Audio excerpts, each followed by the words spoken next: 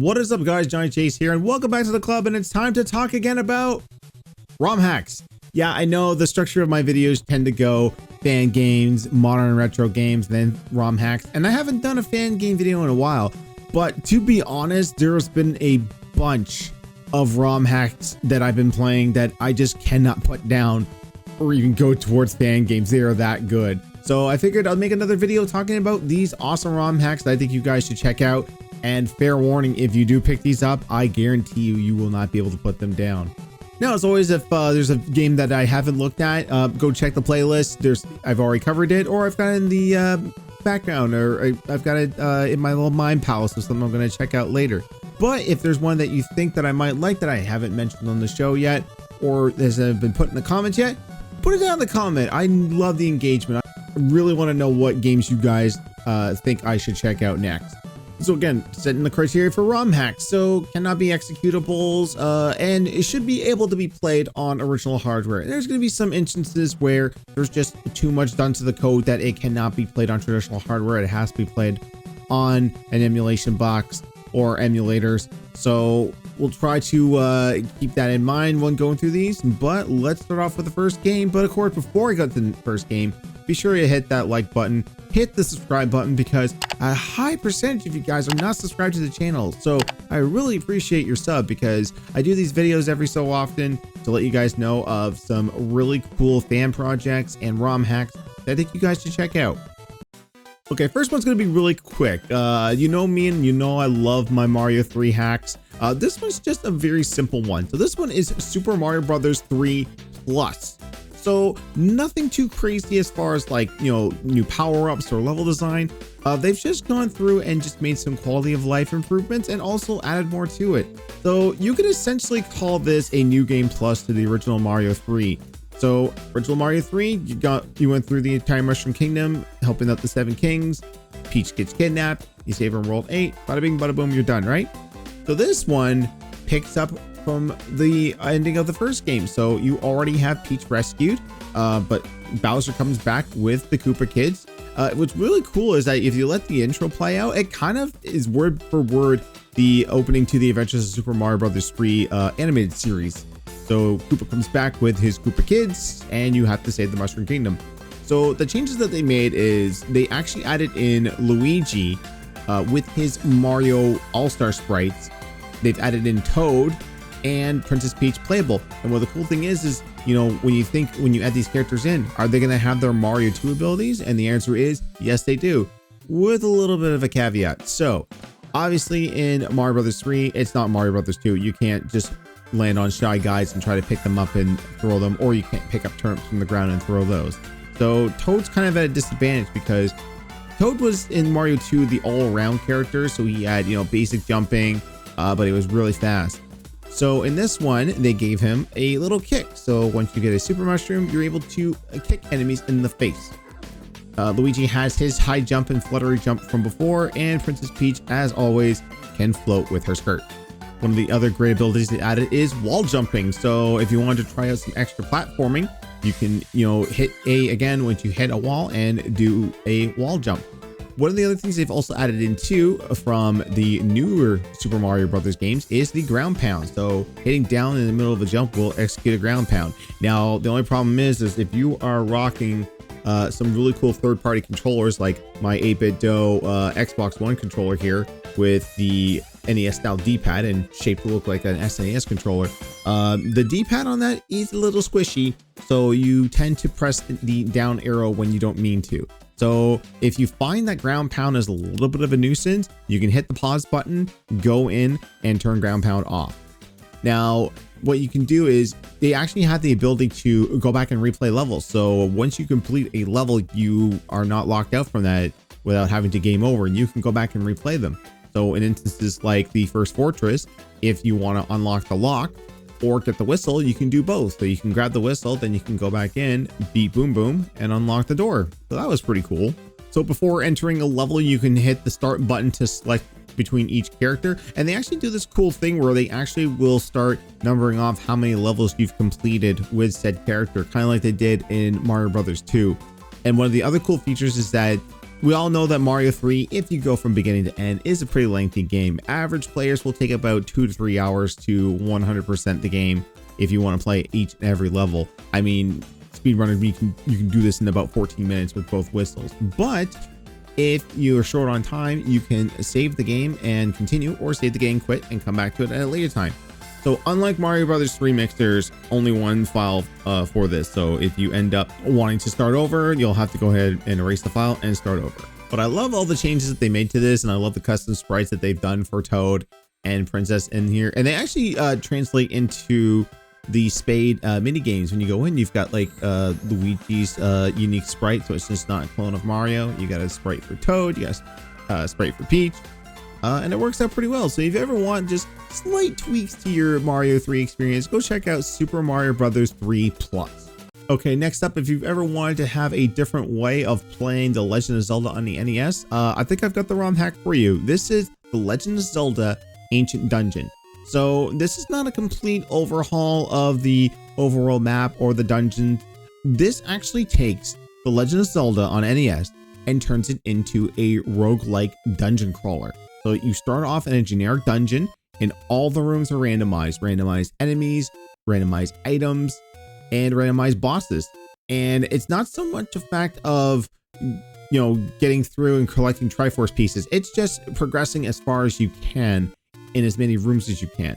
And some of these playthroughs can get you pretty crazy. The third attempt that I actually made on this is, it took me up until room 175 before I found an upgrade to the sword. But then I already had like really great upgrades, like the larger shield. I actually upgraded all the way up to the red ring, so I wasn't taking as many hits and can survive longer.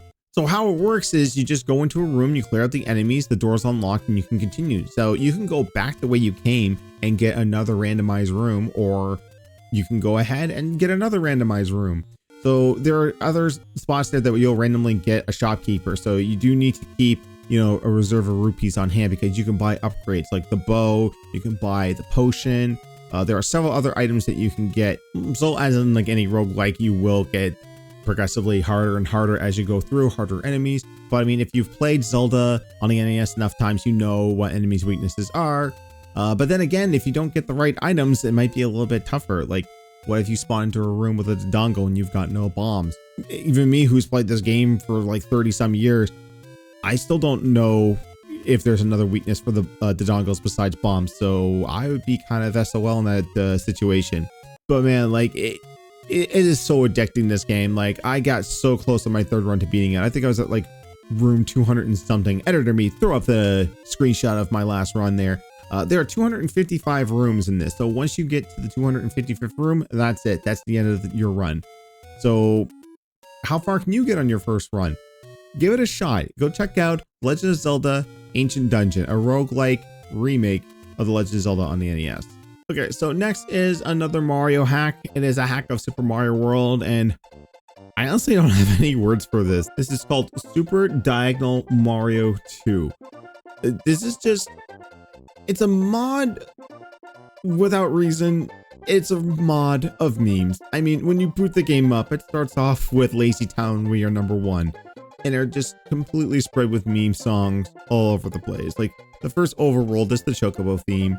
The main overworld is that song from Hong Kong 98, that weird bootleg Super Nintendo game just constantly playing. There are so many references to other things I don't even want to begin to try and describe.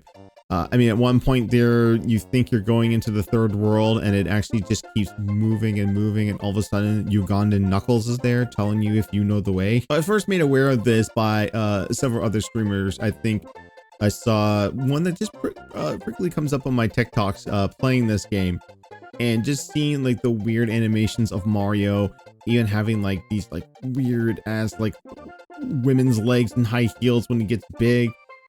What they did to Yoshi. This is just, it is an experience you have to see to believe. Now, you think if you can cruise through this, you're wrong. They've changed enemy properties. So, some bullet bills will fly super slow. Others will have their regular properties, but then will just like fly off screen as soon as you even touch them. There are poisonous mushrooms, poisonous one-ups. But don't fret about the one-ups because you actually have infinite lives. You're meant to, you know, try and beat this game in one go. It is a very short game once you get to the final boss, but my God, this was an experience that honestly, I don't really want to spoil too much of. This is something you have to see to believe. So if you want to be pleasantly surprised and question your own sanity, go check out Super Diagonal Mario World 2. All right, next up is a Nintendo 64 ROM hack, one that I've actually been keeping my eye on for a very long time since I've seen the previous post at the Twitter. This is Banjo Kazooie Nostalgia 64. So the premise of this is that instead of going to your traditional Banjo Kazooie world, you're going to Banjo and Kazooie's recreations of famous Nintendo 64 games. So far, like in the opening, you have Banjo Kazooie going through Yoshi's Story first level. You've got Mario 64. There are other things that go well beyond the realm of this. Unfortunately, I don't have a whole lot of footage of this because my Banjo Kazooie skills are not the greatest. But they do have its own original story there. But in the Mario 64 world, there's actually like 4 lovingly created worlds. Obviously, there's the Bomb Battlefield, Bomb Fortress, Jolly Roger Bay. All in the meantime, like you're going through wires that go towards like the Nintendo 64 CPU. You go into a gigantic Nintendo 64. There are other worlds here which I haven't gone and spoiled for myself. I think I may have seen it in the trailer, which maybe I'll pop up a few clips from the launch trailer. But this is something that if you're a fan of Banjo Kazooie and you love the Nintendo 64, I think you guys will have a great time with this as well. So be sure to check out Banjo Kazooie Nostalgia 64. And finally, I saved the best for last. Now, with a lot of these ROM hacks, I only play maybe like half an hour to an hour to give you guys a general idea what they are, and then go back to re-experience it for myself. This one, I've actually done a complete playthrough of, minus the post-game content. If you want to check that out, link is right here for the playlist. But I want to talk about Super Mario Mon. This is a ROM hack for Pokemon Emerald, which was actually co-created by a YouTuber by the name of Alpha Rad, which I'm not really familiar with, but I'm going to check out his channel to check out what he's all about. My God, him and his team made such a fantastic game. So the premise of this is they just basically go through Pokemon and just Mario-fy it. So instead of a trainer, you've got Mario and Luigi as your rival, or you can swap it out and have Luigi as your player and Mario as your rival. So the story is that Professor Egad is working in conjunction with Princess Peach to have a little competition around the Mushroom Kingdom.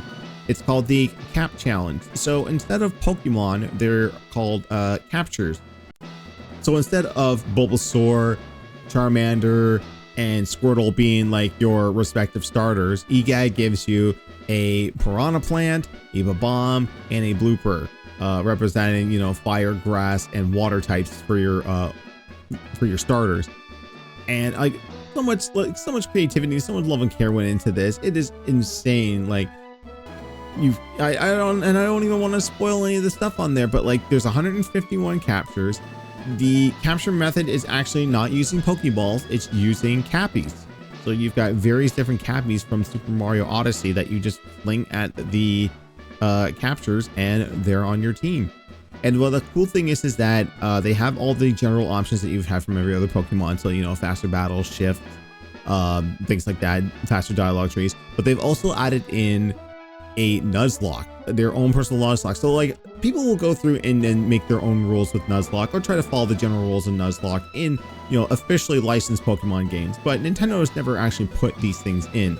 But Alpha and he actually have a Nuzlocke setting on there. So you can have it to like, you know, you can have a dupe clause, you can have it just to go for the main one, or you can have a permadeath mode so that when you do wipe out, you're dead. Like everything's gone, everyone's gone. It erases your save file, you have to start over.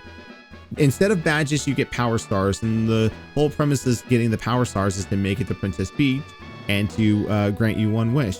So obviously Bowser and his crew want to go through and get the wish first, but like there's just so many references to other Mario fashions. So like the captures that you get encompass the entirety of the Mario franchise. So going all the way back from Mario Brothers 1 up to Odyssey and Wonder. It's crazy the amount of references that are in here.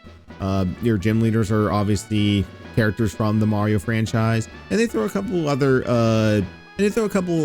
little sneaky nods in there, and there are obviously a few memes in there because, you know, we gotta get our jokes in there somehow. There's a crazy amount of post-game content in this, and also too, there's actually something, there's kind of like a super duper cheat mode when you go into a, well, not really like a poke house or a poke hospital or center. It's, you know, you go in to heal your capsules. There's actually another Toadette in there, so if you talk to her, she can actually turn on content creator mode, which actually gives you like an infinite amount of rare candies, you know, no level caps. Basically just, you know, if you just need to record footage and not play the game actually, you can go ahead and do that. Thankfully I didn't do that. I just, you know, have good old trusty assign fast forward to a trigger so that everything goes fast when you're just going through the grind. But good God, Alpharad and his team have to be commended. They put so much work and so much love and care into this game.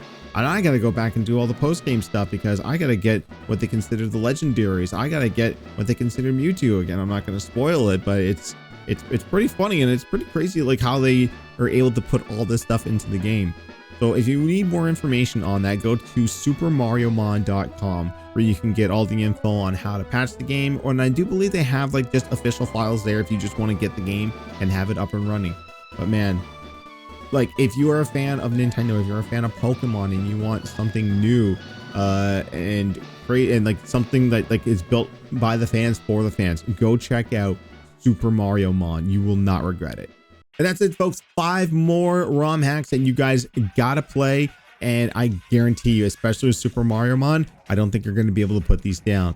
Now, if there's any that I missed, please let me know in the comments below, and I will do more of these. Again, like, comment, subscribe, do all those things YouTube tells us to do as creators. And hey, if you're one of those 90% that are already subbed, be sure to sub. I do a lot more of these videos, and I also live stream all my experiences. Like I said, Super Mario Mon, I stream the entirety here on YouTube and also on Twitch. So, but until then, guys, I am Johnny Chase, and I will see you in the next one because I got more games to play. Take care.